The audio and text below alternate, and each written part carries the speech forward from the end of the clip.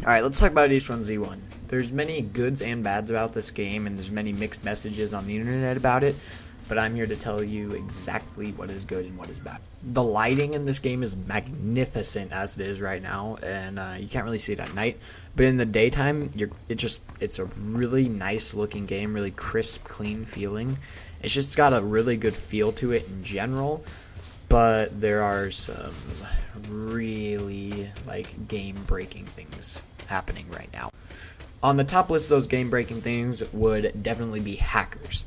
The other day, I was at the supermarket in Ranchito Taquito, and there were 3 guys in the parking lot, right? Let me draw you a picture. I'm on the hill, these guys are in the parking lot, and then they just all look at me, and then their friend just goes straight up in the air, starts glitchily teleporting to me like he's fucking possessed by Satan or some shit, and then he shoots 50 rounds out of a pistol, automatic, within, I'd say 10 seconds.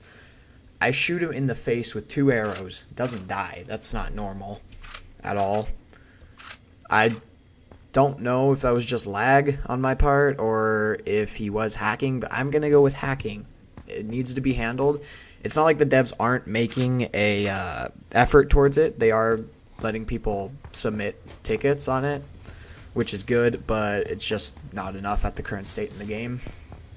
Another major issue that needs to be fixed in this game is the spawning of weapons and just general items.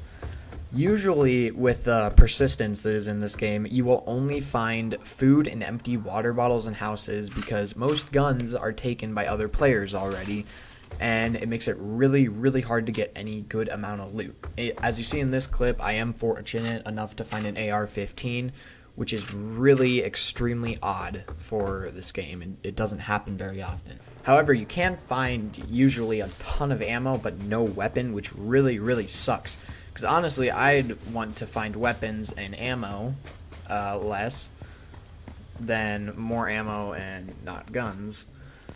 And I'd also rather have a ton of assholes, including me, with a weapon, rather than a few assholes that just run the entire server, just going town to town, shotgunning a guy in the face. It happens more often than you think. Don't judge me!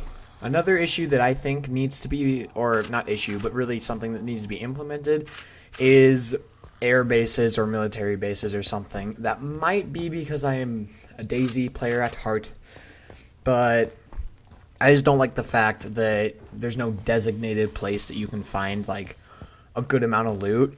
You just have to kind of look everywhere, and you can actually find a gun in a tub, which is, I don't know what they were doing with that gun in the tub, but that's none of my business. My final problem with this game is probably the community, because at the moment it's just shit. There needs to be some way in this game that the devs can make it so that if you kill people every single time that you see them, that there needs to be a consequence for that, because right now, if you meet a player, he will most likely shoot you in the face.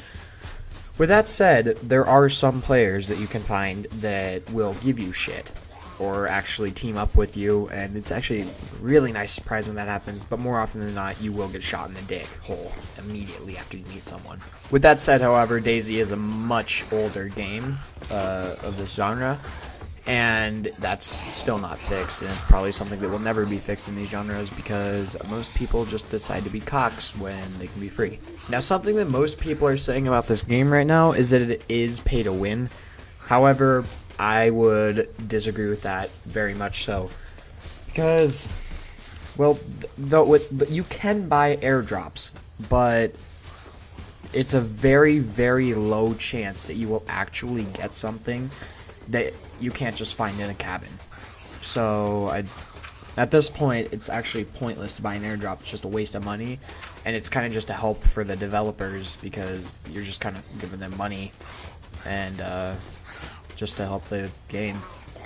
I do like about this game that there's Battle Royale, and you can actually win items for your character by playing those and winning. I think the #1 guy gets 5 airdrops or something, airdrop tickets, The number 2 gets like 4, and then number 3 and 4 guys get 3 airdrops, which is really great actually, because it's just like it's influencing more players to do a different player mode and taking more attention off the PvP servers, which is it's fun.